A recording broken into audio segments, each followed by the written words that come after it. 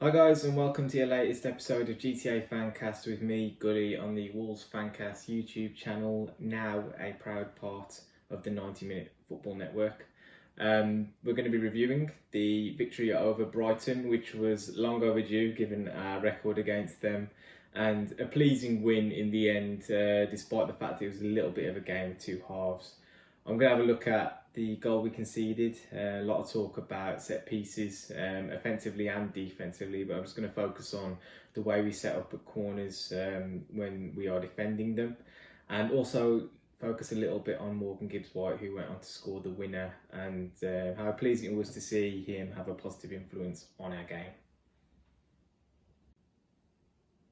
So we'll have a look at the negative aspects to begin with, and Brighton, for how interesting they are as a football team, and I have taken a keen following of them over this season because Graham Potter has a number of different ways to play, and I think they've been a lot better value with their performances than they've shown in the league table and results that they've been getting. And we saw in the first half that they were able to dominate us for large parts of it.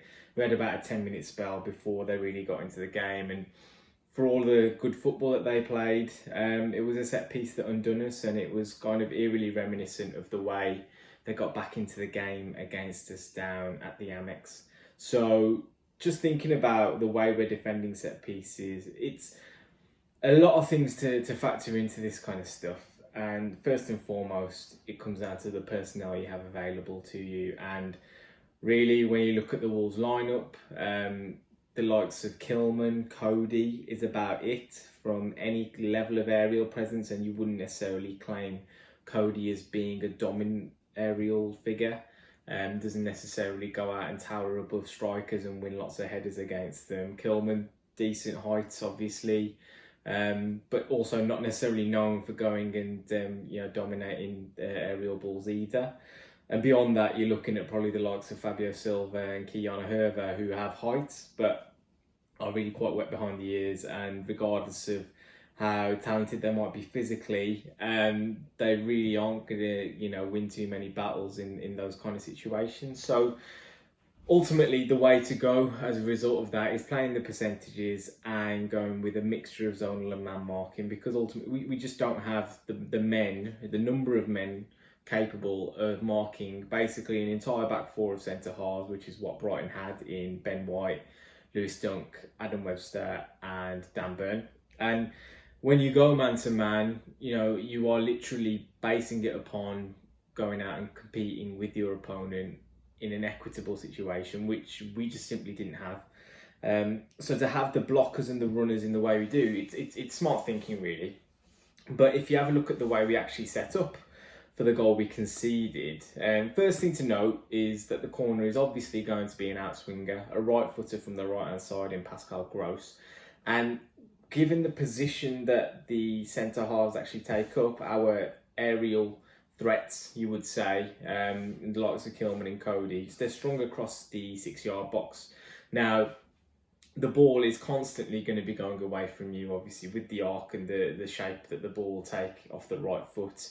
If the ball does end up in the 6-yard box, frankly, that's a bad corner for a start, and Rui Patricio should be dominating that space. We know he's not the most proactive when it comes to coming off his line, but either way, he should be taking charge of that area. And we saw a situation in the Burnley game where off a corner, it was an in-swinger this time from a left footer, where Chris Wood was able to score from within that space, and that was really disappointing to see that Patricio wasn't able to do a little bit more in that space. But this is obviously a very different scenario. You can see Lewis Dunk is making his run from a very deep position in the box as well, basically the edge.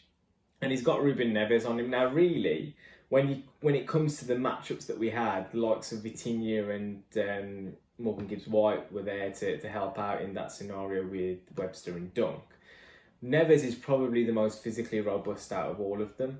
And to see the way he actually got bullied and overpowered in that situation, that'll disappoint him, I think. We've seen him win headers and be quite robust in the middle of the park. But I wonder if the situation from earlier in the season, where Dunk basically ran 10-15 yards from the edge of the box again, overpowered Saïs, I think it was on that occasion, just kind of played on their minds a little bit, and mentally they were a little bit concerned straight away, and their heads were in a place where they just thought they weren't going to win the ball. And ultimately, the most important thing about a corner and defending it is the first contact on the ball. If you compete and you make that first contact, you have a good chance of averting the danger. Otherwise, and I've always been told this, if you can't win the header, make it as difficult as humanly possible for the opponent to get a clean header on it. Now, we clearly didn't do that. Nevers was totally overwhelmed by Dunk. And really, when you talk about playing percentages, you want to, if you are going to lose the battle, lose it the other side of the penalty spot rather than, you know, anything closer in, because you don't give yourself too much opportunity to react. You know, there could be deflections going on, and you know, the likelihood of Patricio making a save if he needs to is very slim.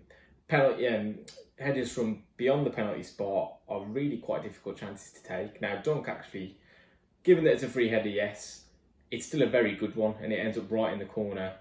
You see two other chances that they had beyond that situation when they were already 1-0 up. They had another couple of headers from similar areas of the pitch, which we were able to deal with because they were further out, and you know, again, just difficult to score a header from that kind of situation. But really, we weren't equipped personnel-wise to deal with that. The situation, the issue really isn't whether it's a man marking system or a zonal marking system. It's just about appetite for getting your head on the ball for a start, and how difficult you can make it for your opponent to actually get a clean contact if you are going to lose that battle. And that's two things that we really didn't do whatsoever. So let's turn our attention to the positives and Morgan Gibbs-White. I, for one, was really pleased to see him actually turn up and have an impact on the final score of the game.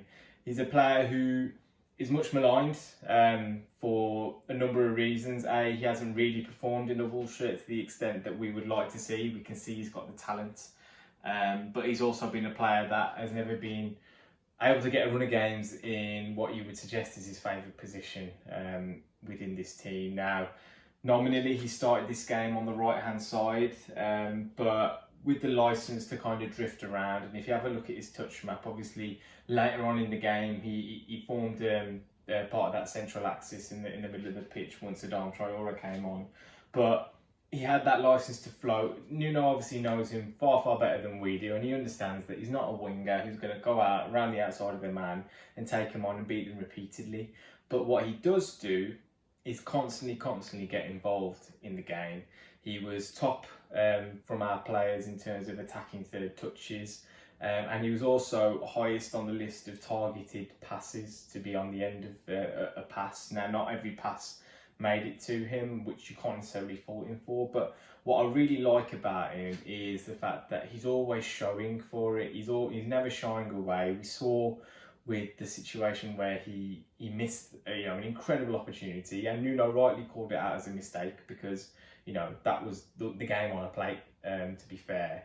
So, and then for him to resurrect that situation and really turn up at the moment that we needed him with a slice of fortune was good to see. But ultimately he earned that fortune. And I think Nuno made another good point in his post-match where he pointed out the fact that Gibbs-White is one of those players who's going to try things, and as a result he might make mistakes. And in this game he was top of the lists for things like being dispossessed, for misplaced passes and passes being intercepted, things that obviously don't outwardly look good but also are signs that he's trying to play with a bit of risk. João Moutinho actually was even worse than Gibbs-White in one of these metrics, but he won't really be called out for his performance in the way that Gibbs-White will, probably because he's proven himself and he's been an incredible player for us. But I think we need to get our head around and really understand what Gibbs-White is as a footballer, and he is that player who's going to try and make things happen. And ultimately, when you think about it, we've been trying to fit him into this 3-4-3 system for a while, but what Gibbs-White needs is players around him, like the likes of Pedence, like the likes of Vitinha, to actually bounce off and work with and combine with. He's not an individual who's going to go and take on a couple of men in the way that Traore and Neto can, who fit the 3-4-3 system a lot better.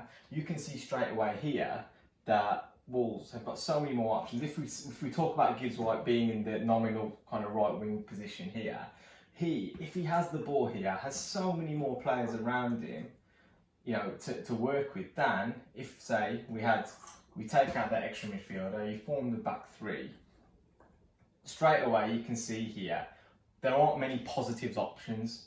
The ball can come back into midfield and it gets circulated out wide, and really not going anywhere. But he wants to do things going forward. He wants to make things happen in the final third. And I think there's a little kind of scenario where I wanted to highlight where he's playing it in the number 10 position at this point, and within probably about 30 seconds of play, he gets on the ball 4 or 5 times and ultimately ends up with him having a shot at goal. He faces up, he receives the ball from Matinho, knocks a little nice ball around the corner and makes a run. The ball comes out, it doesn't go to him, which, it obviously happens. People tend to play the way they're facing. They might take a safer option now and then, but he's then coming back and facing up again to offer again an option. And that's what I think we need to really encourage in these kind of players. He's never going to be the kind of player that's going to wilt in the face of adversity, and that's what I think we really need to take from his performance. So well done, Morgan, and hopefully you get cut a little bit more slack going forward, and you can build on these kind of performance in a shape that really does suit you. So that's all for this episode, guys. I will, of course, be having a look at the Tottenham fixture from a tactical perspective as well, and see what kind of themes come out from that. Hopefully we go continue in the vein that we have done from the West Brom game and this game, where we're giving the youngsters an opportunity and we're playing a bit more proactively, lots of possession and nice combinations going on as well. We have obviously got a lot going on at the Fancast at the moment, and we have recently announced a nice charity game at the Molineux Stadium as well. We are doing that in honour of the charity Mind, which is a mental health charity which we've worked with before as well. So get involved in any way you can there, and hope to see you guys soon. Like, subscribe. We've got plenty coming out on the YouTube, pre-match videos, podcasts. Everything is there for you to indulge on, absolutely free, and we'll keep the content coming.